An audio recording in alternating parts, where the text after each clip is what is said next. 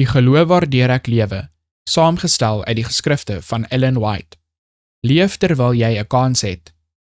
Alles wat jou hand vind om te doen, doen dit met jou mag, want daar is geen werk of oorleg of kennis of wysheid in die doderyk waar jy heen gaan nie. Prediker hoofstuk 9 vers 10. Dit is 'n ernstige ding om te sterwe, maar 'n veel ernstiger ding om te lewe. Elke gedagte en woord en daad van ons lewens sal ons weer ontmoet. Wat ons van onsself maak in die proeftyd, dit moet ons tot in alle ewigheid bly. Die dood bring ontbinding van die liggaam, maar maak geen verandering in die karakter nie. Die koms van Christus verander nie ons karakters nie. Dit maak hulle net vir ewig vas, bo alle verandering uit.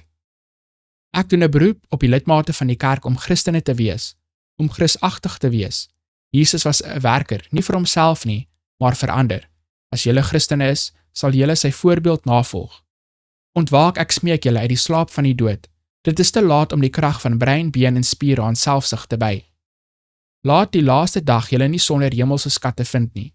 Streef daarna om die triomfe van die kruis te bevorder. Streef daarna om siele te verlig. Werk vir die redding van julle medemens, en julle werk sal die beproewende toets van vuur deurstaan. Laat ons onthou dat hoewel die werk wat ons moet doen dalk nie ons keuse is nie, dit as God se keuse vir ons aanvaar moet word. Of dit nou aangenaam of onaangenaam is, ons moet die plig doen wat die naaste lê. Alles wat jou hand vind om te doen, doen dit met jou mag, want daar is geen werk of oorleg of kennis of wysheid in die doderyk waar jy heen gaan nie.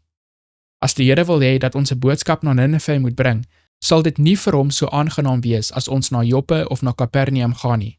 Hy het redes om ons te stuur na die plek waarheen ons voete gerig is. Op daardie einste plek mag daar iemand wees wat die hulp nodig het wat ons kan gee.